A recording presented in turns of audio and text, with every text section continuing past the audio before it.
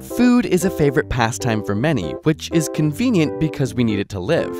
But what would happen to you and your body if you were to completely stop eating food right now? In the first 6 hours, all is fairly normal. Your body begins to break down glycogen, which stores energy in your body, into glucose, which your cells use as fuel. Around 25% of energy generated this way is used for your brain alone, while the rest goes to muscle tissue and red blood cells. But after about 6 hours, this method of energy production halts as the glycogen stores deplete, which can lead to the notorious hangry or hungry and angry feeling that many of us know too well. At this point, your body enters a state called ketosis as it begins to fast or starve. Because there's very little glucose in your blood, your body must begin to break down fat for energy.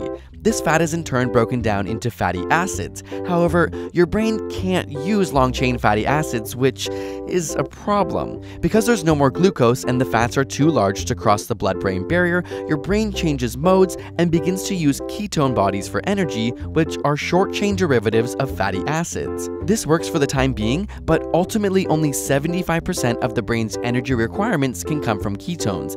It still needs glucose, which means your cognitive functioning becomes impaired. Now, it's important to mention that you don't have to be starving to be in ketosis. Many people enter this phase if they're on a low-carb diet, or professional athletes who use all their carbs for an extended period of time, like marathon runners, will be in this state as well. However, beyond 72 hours, not only will your mood and energy suffer, but your brain will start to break down your body's own protein.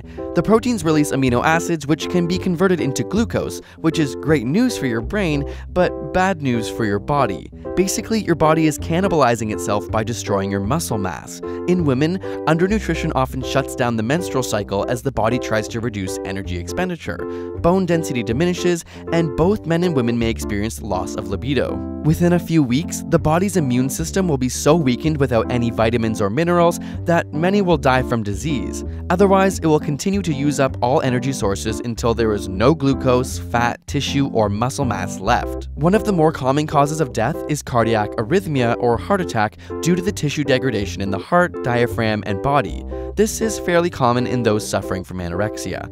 Of course, the body experiences severe organ failure all around. Starvation can lead to death in as short as 3 weeks or up to 70 days, as documented during the Irish hunger strikes in 1981, though the duration of survival is greatly influenced by how hydrated you are and the amount of fat reserves your body has, which in some ways is incredible that the body can sustain for so long with no food. And yet, approximately 795 million people around the world have to deal with this reality. The good news is that the 7 richest countries have pledged to lift 500 million people out of hunger and malnutrition by 2030, but we need to hold them accountable.